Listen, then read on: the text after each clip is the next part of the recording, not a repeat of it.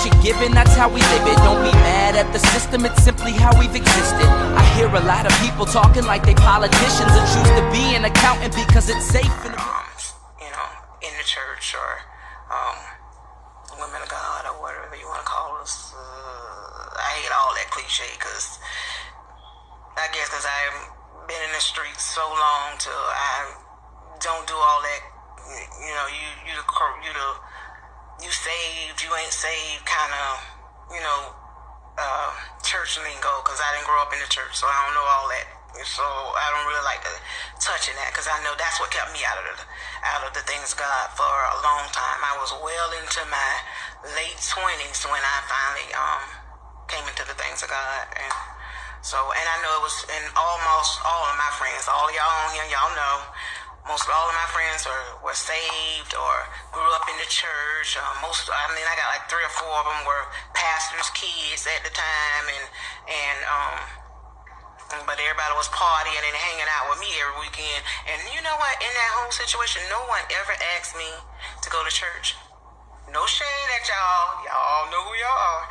But no one ever asked me to go to church. So I never got saved, but they would go to church every Sunday. Almost all of them, really. Almost everybody I hung with. And they would go to church almost every Sunday and still go out with me every weekend, but no one ever once offered for me to go to church. They would even be I don't even remember a conversation of 2 or 3 of my friends. We were all in the car together, and they were discussing them going to church tomorrow. Because we were coming from, eating breakfast, I think, one morning, Saturday morning, and not them going to church the next morning.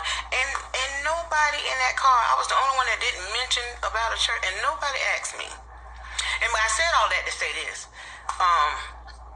So I don't really like all that church lingo and all that, singling people out in that kind of way. I love Christ now.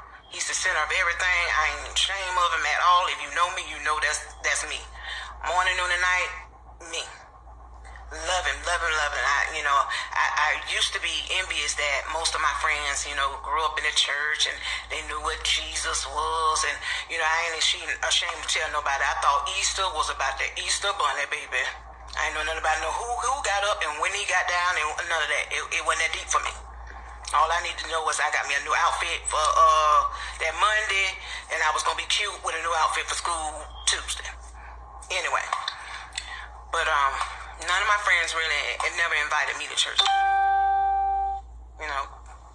Know too much about it. I think the first experience I had was at R.J. Washington used to come in the front when he first started. Rest in peace. Came, and he used to have a service in the apartment next to us when we lived in Outrigger. When he first started, before he got the first church and everything. So, and I used to pick at this man, y'all. I used to pick at him.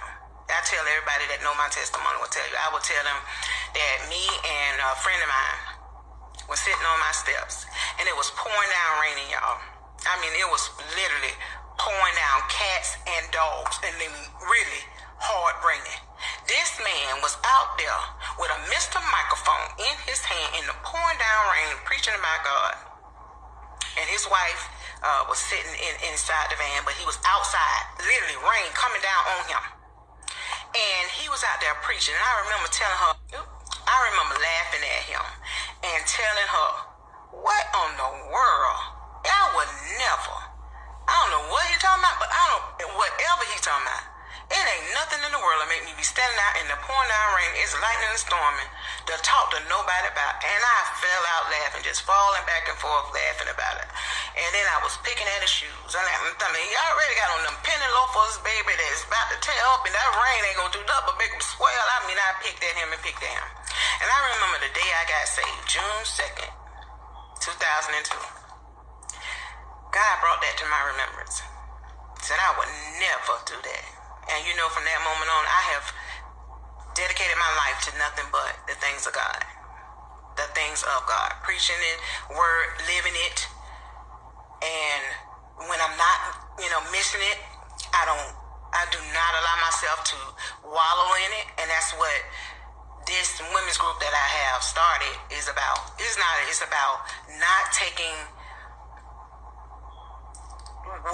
when you miss it, to not take it to the point where there's a license to keep, sinning, but not take it so deep that you're not willing to come to Christ and ask him for forgiveness. Ask Jesus for forgiveness. Because when he say he'll forgive you for anything, he will forgive you for absolutely anything. June 2nd, 2002, I know my crown was falling all the way off. Matter of fact, I didn't even think I had a crown. And I just want young ladies to know that no matter what you're doing in life right now, no matter how your mind is trying to tell you that, your lifestyle is so far gone that there's nobody that can bring you back. No, there is nobody. But there is a risen Lord. And I don't like to even talk too cliches right there. Because when I get you in front of me, baby, I know how to get with you. To bring you right where you need to be in understanding. But there is a God. And there is a Son who died for us. That when he says, there's absolutely nothing that he won't save you from. There's nothing that you can be doing right now and trust you me. If you said you did it, I probably have done it too. And I will not allow anyone to let me be shamed because of anything that I've done. It's under the blood. And if you putting it under the blood, baby, when I tell you, you can have a fresh and a new day every day. Every single day. So if you miss it today, you can come back tomorrow. And this man, Jesus, will give you a whole fresh new start. I mean, I know it's so hard for you to fathom that that someone can not remember something you did, especially if it's bad or horrendous, because we give titles to what's bad and what ain't. All of it is sin. Sin is sin. Whether you jaywalking or killing, you sin. It's sin.